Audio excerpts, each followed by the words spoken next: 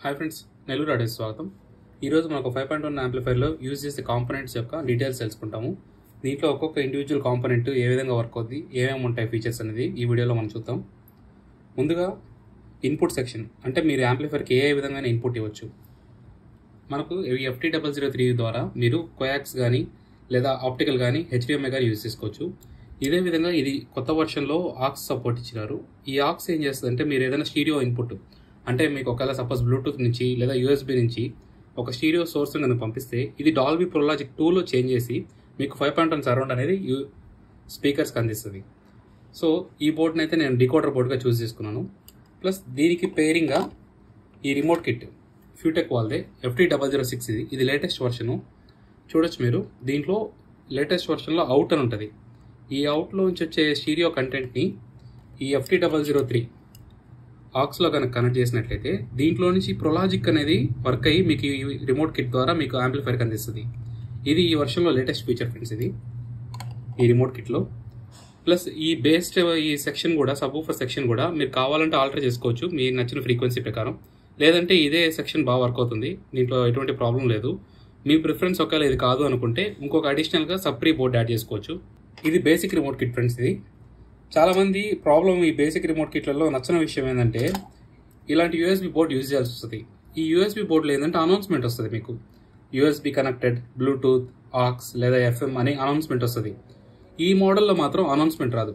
ఇది సపరేట్గా స్పెసిఫిక్గా దీనికోసమే తీసుకున్నాను నేను. ఇది నో అనౌన్స్మెంట్ బోర్డ్. ఇది అంటే మీకు ఎటువంటి అనౌన్స్మెంట్ రాదు.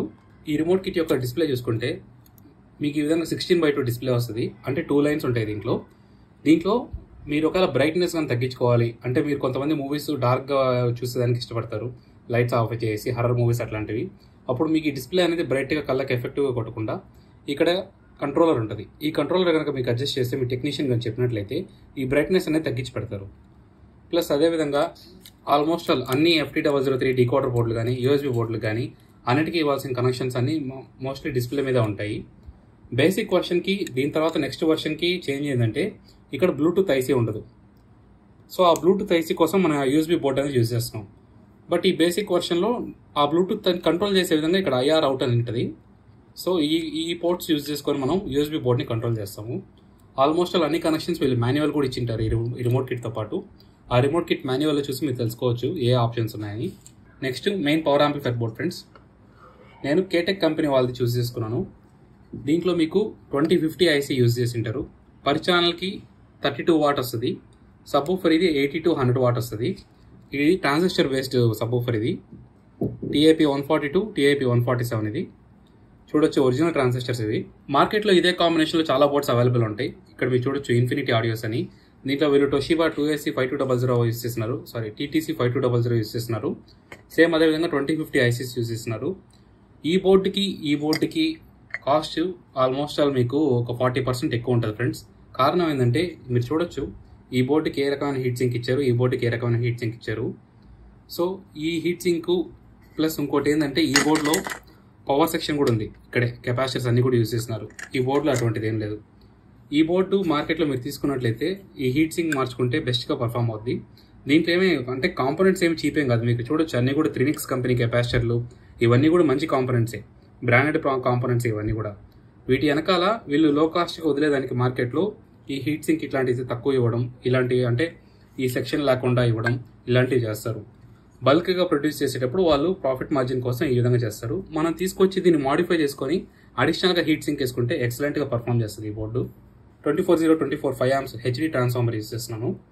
అదేవిధంగా స్పీకర్ ప్రొటెక్షన్ బోర్డు కంపల్సరీ వేసుకోవాలి ఫ్రెండ్స్. స్పీకర్ ప్రొటెక్షన్ బోర్డు వేసుకుంటే మీకు ఆన్ చేసేటప్పుడు ఆఫ్ చేసేటప్పుడు ఇన్రష్ కరెంట్ అనేది ఉంటుంది.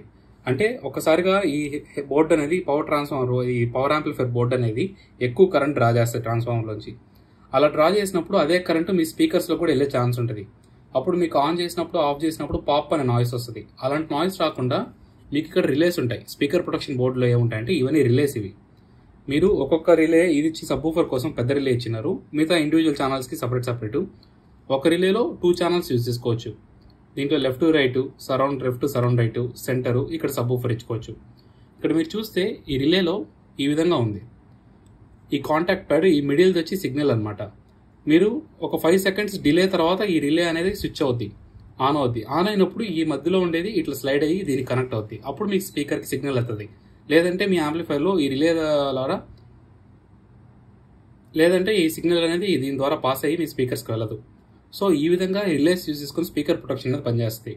అదేవిధంగా ఈ కాంపోనెంట్స్ అన్ని దేనికంటే, సపోజ్ మీ ట్రాన్సిస్టర్లు ఫెయిల్ అయిపోయాయి, లేదా ఏదైనా ఐసీ బర్న్ అయిపోయింది, ఐసీ బర్న్ అయిపోయి డీసీ వోల్టేజ్ అంటే డైరెక్ట్ కరెంట్ వోల్టేజ్ కనుక వచ్చే పని అయితే, ఆ డైరెక్ట్ కరెంట్ వోల్టేజ్ సెన్స్ చేసాయంటే వెంటనే ఈ రిలేస్ని ఆఫ్ చేస్తాయి. సో ఈ విధంగా మీకు స్పీకర్ ప్రొటెక్షన్ బోర్డ్ అనేది వర్క్ అవుద్ది. సో ఇంకా కాంపోనెంట్స్ అన్ని screws, bottom foot gold colour చూస్ చేసుకున్నాను. ప్లస్ ఫ్రంట్ అక్రిలిక్ ప్యానల్ వచ్చి జీటెక్ కంపెనీ వాళ్ళది ఫ్రెండ్స్. ఇది అక్రిలిక్ ప్యానల్ క్వాలిటీ ఎక్సలెంట్గా ఉంటుంది. మీరు చూడొచ్చు మార్కెట్లో ఇది డబల్ షీట్ అక్రిలిక్ ప్యానల్, ఇది సింగిల్ షీట్ అక్రిలిక్ ప్యానల్ కూడా వస్తుంది లో క్వాలిటీ. ఇది హై క్వాలిటీ ఫ్రెండ్స్. ఇది ఇట్లా డ్యూయల్ లేయర్ ఉంటుంది సపరేట్గా. వీళ్ళు దీంతో పాటు కిట్ కూడా ఇస్తారు. నాబ్స్ అన్ని దాని దగ్గర ఫిట్టింగ్స్ అడ్జస్ట్మెంట్స్ కూడా అన్నీ ఉంటాయి దీంట్లో. ఈ video just parts introduction friends. ఈ యాంప్లిఫైర్ కంప్లీట్ అయిపోయిన తర్వాత ఏ విధంగా వర్క్ అవుద్ది, ఏ విధంగా ఉంది దీని సౌండ్ అవుట్పుట్ అనేది మీకు నెక్స్ట్ వీడియోలో చూపిస్తాను. చాలామంది ఏమంటున్నారంటే సౌండ్ శాంపుల్స్ పెట్టచ్చు కదా అని. యూట్యూబ్లో కాపీరైట్ పడతాయి. సో అందుకని నేను వీడియోస్ నుంచి సౌండ్ అవుట్పుట్ అనేది పెట్టట్లేదు. మీకు ఎవరికైనా కావాలంటే నాకు వాట్సాప్లో మెసేజ్ చేయండి. దీని యొక్క సౌండ్ అవుట్పుట్ ఏ విధంగా ఉందనేది మీకు వాట్సాప్లో మెసేజ్ పంపిస్తాను. అయినా కానీ దీంట్లో ఇంకొక విషయం ఏంటంటే, సౌండ్ అవుట్పుట్ మీరు లైవ్గా వింటేనే ఒక రకంగా వస్తుంది. ఫోన్లలో మైక్ ద్వారా రికార్డ్ చేసేవి మీకు అంత క్లియర్గా ఉండకపోవచ్చు. ఎందుకంటే నార్మల్ ఫోన్లో ఉండే మైక్స్, ఏదైనా మైక్స్ కూడా స్టూడియో లెవెల్ రికార్డింగ్ అనేది పాసిబుల్ కాదు. సో డైరెక్ట్గా మీరు వింటే వీటి యొక్క అవుట్పుట్ ఎలా ఉందనేది ఇంకా మీకు బెటర్గా అర్థమవుద్ది. Thanks for watching guys. Please share and subscribe the video.